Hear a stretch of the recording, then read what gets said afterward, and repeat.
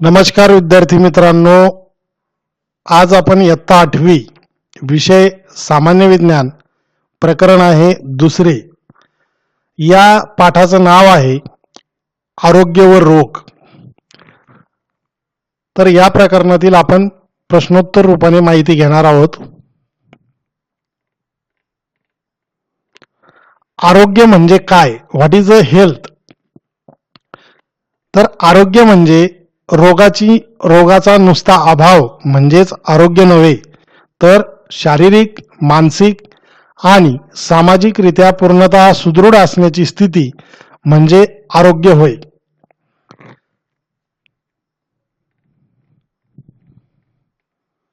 रोग म्हणजे काय? What is disease? तर रोगाची जी व्याख्या आहे की रोग नेमकं कशाला म्हणायचं ते आपण बघूया.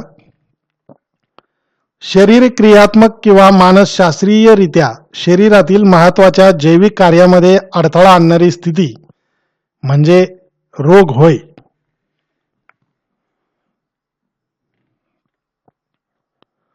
रोगाचे किती प्रकार आहेत? तर रोगाचे जे प्रकार आहेत, तर रोगाचे प्रकार आहेत दोन. रोगाचे दोन प्रकार आहेत. एक आहे कालावधीनुसार आणि दुसरा आहे कारणानुसार.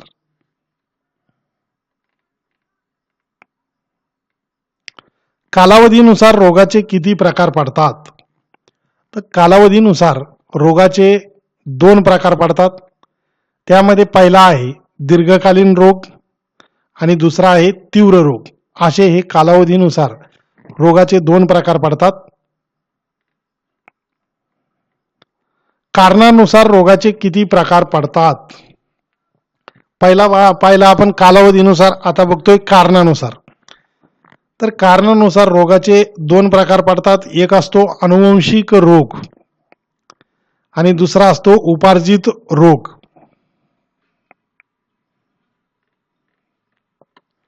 उपार्जित रोगाचे दोन प्रकार कोणते? तर उपार्जित रोग जो असतो त्याचे दोन प्रकार आहेत, संसर्गजन्य रोग आणि दुसरा आहे असंसर्गजन्य रोग. संसर्गजन्य रोग म्हणजे काय? तर संसर्गजन्य रोग जो आहे त्याची व्याख्या आहे की दूषित हवा, पाणी, अन्न किंवा वाहक म्हणजे कीटक किंवा प्राणी यांच्याद्वारे जर त्याचं वाहन होत असेल, याद्वारे पसरणारे रोग म्हणजे संसर्गजन्य रोग होय. तर संसर्गजन्य रोगामध्ये सर्दीचा समावेश होतो, फ्लूचा समावेश होतो आणि डेंग्यूचा सुद्धा त्या ठिकाणी समावेश होतो. क्षयरोग कोणत्या जीवाणूमुळे होतो? तर क्षयरोगाला टीबी असं सुद्धा म्हणतात, ट्युबरक्युलोसिस. तर क्षयरोग जो आहे तर तो मायकोबॅक्टेरियम ट्युबरक्युली या बॅक्टेरियामुळे, या जीवाणूमुळे तो क्षयरोग होतो. क्षयरोगाचे संक्रमणाचे माध्यम कोणते? म्हणजेच क्षयरोग हा कशाद्वारे पसरू शकतो? तर क्षयरोग जो आहे तो रोग्याच्या थुंकीमधून हवेमार्फत त्याचा प्रसार होतो. रोग्याच्या सानिध्यामध्ये जर आपण दीर्घकाळ राहिलो किंवा रोग्याच्या वस्तू वापरल्यामुळे या रोगाचं संक्रमण हे होऊ शकतं. क्षयरोगाची लक्षणे कोणती? जो क्षयरोग आहे ज्याला आपण टीबी असं म्हणतो, त्याची लक्षणे आहेत की दीर्घ मुदतीचा खोकला येतो, थुंकीतून रक्त पडतं, वजन कमी होतं, त्यानंतर श्वासोच्छ्वास प्रक्रिया जी आहे, रिस्पायरेटरी सिस्टम जी आहे त्याला त्रास होतो श्वासोच्छ्वास प्रक्रियेमध्ये. ही सर्व क्षयरोगाची लक्षणे आहेत. क्षयरोगावरील उपाय व उपचार कोणते? जर क्षयरोग झाला तर त्यावरती काय उपाय करायचे किंवा त्यावरती काय उपचार करायचे? तर BCG नावाची जी लस आहे ती टोचून घ्यावी लागते. त्यानंतर रुग्णास इतरापासून वेगळं ठेवावं लागतं आणि नियमित औषधी घ्यावे लागतात, रेग्युलर मेडिसिन घ्यावं लागतं आणि DOT डॉट हा उपचार पूर्ण व नियमित घ्यावा लागतो. तरच आपण क्षयरोगावर उपाय करू शकतो, उपचार करू शकतो आणि त्यापासून रिलीफ आपण मिळवू शकतो. कावीळ रोग कोणत्या विषाणूमुळे होतो?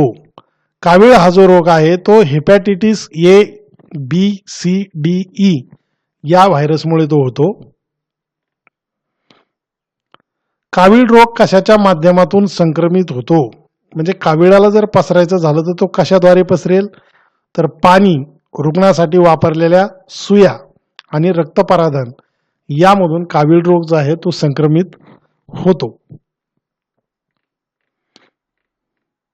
कावीळ रोगाची लक्षणे कोणती, तर कावीळ जो रोग आहे त्यामध्ये भूक मंदावते, गर्द पिवळी लघवी होते, थकवा येतो, मळमळ, उलटी, राखाडी विष्ठा म्हणजेच मल ही कावीळ रोगाची लक्षणे आहेत. कावीळ रोगावर उपाय व उपचार कोणते, तर कावीळ जर रोग झाला तर पाणी उकळून व गाळून प्यावं लागतं. स्वच्छतागृहाचा वापर करण्यापूर्वी व नंतर हात जे आहेत ते साबणाने जर आपण स्वच्छ धुतले तर कावीळ रोगावरती छानपैकी उपाय होऊ शकतो. अतिसार म्हणजेच हगवण हा आजार कशापासून होतो, तर जीवाणू, विषाणू, शिगेल्ला बॅसिलस, एंटामेवा हिस्टोलिटिका यापासून अतिसार म्हणजेच हगवण हा आजार होतो. अतिसार या आजाराचं संक्रमणाचं माध्यम कोणतं, अतिसार जो आजार आहे तर याचं संक्रमणाचं माध्यम आहे दूषित अन्न आणि दूषित पाणी, या दोन बाबीद्वारे हा आजार संक्रमित होतो. अतिसार, हगवण या आजाराची लक्षणे कोणती, अतिसाराची लक्षणे आहेत पोट दुखणे, पाण्यासारखे पातळ जुलाब होणे. अतिसार या आजारावर उपाय व उपचार कोणते, अतिसार जर आजार जर झाला तर त्यावरती खालील उपाय करावे. सर्वात महत्वाचं म्हणजे अन्न झाकून ठेवावं, पाणी उकळून व गाळून प्यावं आणि जलसंजीवनी म्हणजे ORS ही घ्यावी लागते. हे अतिसार या आजारावरती उपाय आहेत.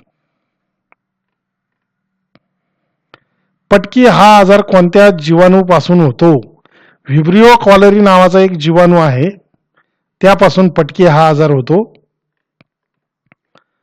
पटकी आजार कशाद्वारे संक्रमित होतो, तर दूषित अन्न आणि पाणी याद्वारे पटकी आजार संक्रमित होतो.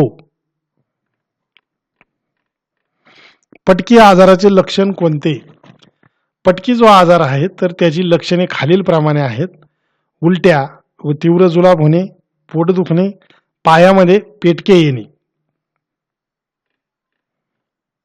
पटकी आजारावर उपाय व उपचार कोणते, तर पटकी आजारावर खालील प्रमाणे उपाय आणि उपचार केले जातात.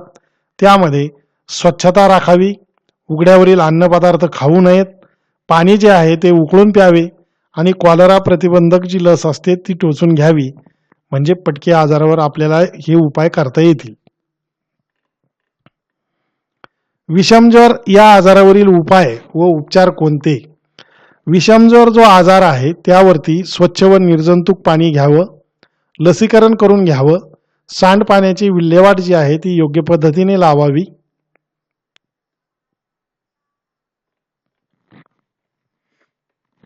विषमज्वर या आजाराची लक्षणे कोणती, विषमज्वर या आजाराची लक्षणे आपल्याला खालील प्रमाणे पाहता येतील.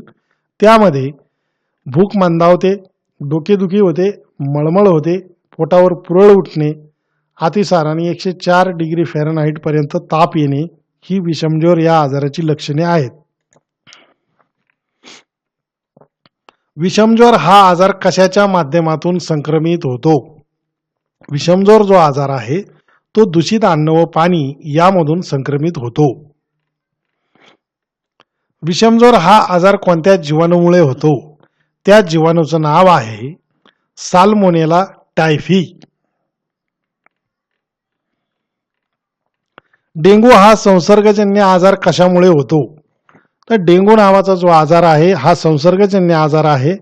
हा आजार होण्याचं कारण म्हणजे एडिस इजिप्ती नावाचा जो डास असतो त्यामार्फत हा आजार होतो. डेंगू हा आजार कोणत्या विषाणूमुळे होतो, फ्लेवी व्हायरस या प्रकारातील डेन 14 या विषाणूमुळे डेंगू हा आजार होतो. Flavivirus DEN 14.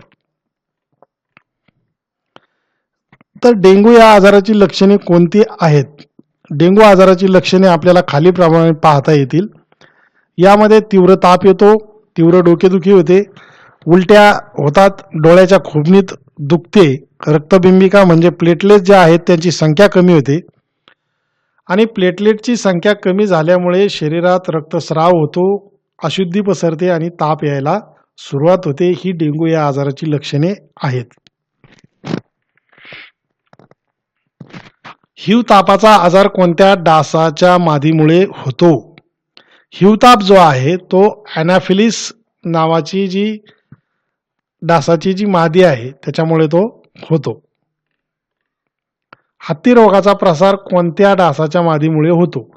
हत्ती रोग जो आहे त्यामुळे क्युलेक्स या डासाच्या मादीमुळे तो होतो.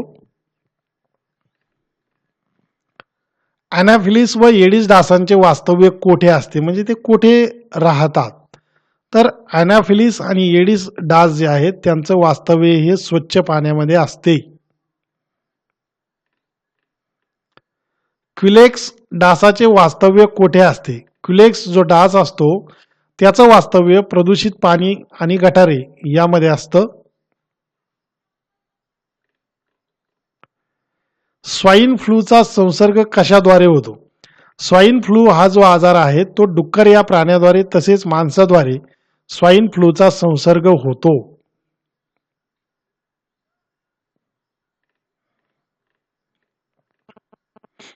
स्वाईन फ्लूचा प्रसार कशातून होतो? स्वाईन फ्लू जो आहे याचा प्रसार हा स्वाईन फ्लूच्या विषाणूचा प्रसार रोग्याच्या नाकातील व घशातील जे स्राव असतात त्याच्या थुंकीतून होतो.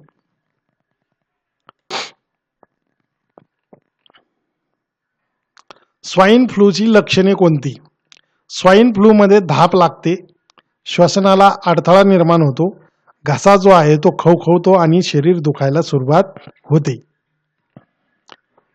स्वाईन फ्लूचे निदान कसे करतात? स्वाईन फ्लू हा जो आजार आहे त्याचं निदान रुग्णाच्या घशातील द्रव पदार्थाचा नमुना प्रयोगशाळेत पाठवावा लागतो.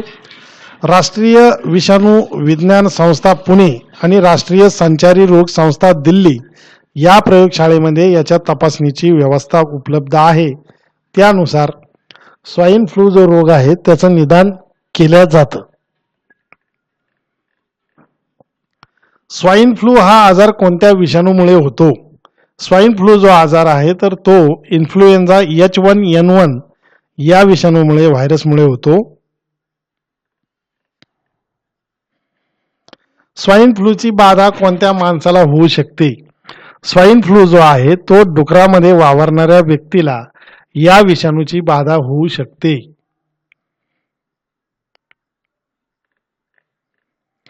एड्सचा फुल फॉर्म काय आहे? तर सर्वश्रुत आहे ॲक्वायर्ड इम्युनोडेफिशियन्सी सिंड्रोम हा एड्सचा फुल फॉर्म आहे. एड्सचे निदान करण्यासाठी कोणती रक्ताची चाचणी करावी लागते? तर यामध्ये आपल्याला प्रश्नात विचारलेला आहे रक्ताची चाचणी. तर यामध्ये एलायझा नावाची एक टेस्ट असते, ती टेस्ट करावी लागते. HIV बाधित व्यक्तीला स्पर्श केल्याने, सोबत जेवल्याने व HIV बाधित व्यक्तीची सेवा शुश्रूषा केल्याने एड्स होतो काय?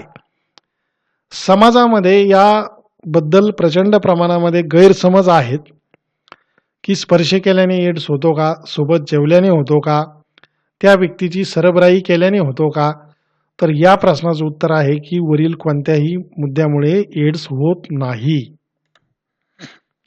स्पर्श केल्याने होत नाही, त्याच्यासोबत जेवल्याने होत नाही आणि त्याची सेवा शुश्रूषा केल्याने सुद्धा होत नाही. HIV विषाणू पहिल्यांदा कुठे सापडला? तर हा जो विषाणू आहे तो पहिल्यांदा आपल्याला सापडला आफ्रिकेतील एका खास प्रजातीच्या माकडामध्ये तो सापडला.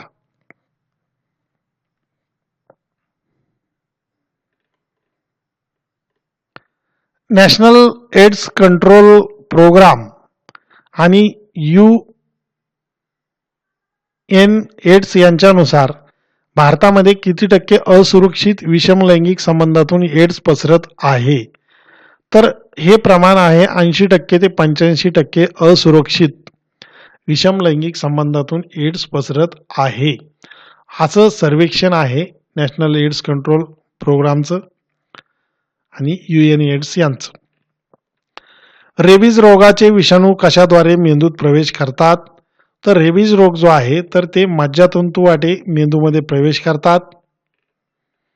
रेबीजचे लक्षण कोणते? तर रेबीजमध्ये जलद्वेष, हायड्रोफोबिया हा लक्षण आपल्याला दिसून येतो. म्हणजे ती व्यक्ती पाण्याला खूप घाबरते. कुत्रा चावल्यानंतर किती दिवसांनी रेबीजची लक्षणे दिसू लागतात? कुत्रा चावल्याच्या नंतर 90 ते 175 दिवस म्हणजे 3 महिने. 3 महिन्यापासून त्याचा कालावधी सुरू होतो. तर साधारणपणे 5 महिन्यापर्यंत त्याची लक्षणे जी आहेत, सिम्पटम्स जे आहेत ते आपल्याला दिसू लागतात. रेबीज रोगाची लक्षणे काय आहेत? तर 2 ते 12 आठवडे ताप असतो आणि अतिशयोक्ती करत वागत असतो तो पेशंट आणि पाण्याची त्याला भीती वाटत असते. असंसर्गजन्य रोग म्हणजे काय? तर जे रोग संसर्गातून किंवा संक्रमणातून पसरत नाही त्या रोगांना असंसर्गजन्य किंवा असंक्रामक रोग असे म्हणतात. मित्रांनो, हा व्हिडिओ जर आपल्याला आवडला तर या व्हिडिओला लाईक करा, शेअर करा आणि जर आपण CN स्टडी पॉईंट हे चॅनल सबस्क्राईब केले नसेल तर सबस्क्राईब करून बेल आयकॉनवर प्रेस करा. म्हणजे आपल्याला नवीन व्हिडिओचे नोटिफिकेशन जे आहेत ते प्राप्त होतील. रोग व आजार या प्रकरणाचा उर्वरित जो भाग आहे लवकरच पुढच्या व्हिडिओमध्ये येईल. थँक्स.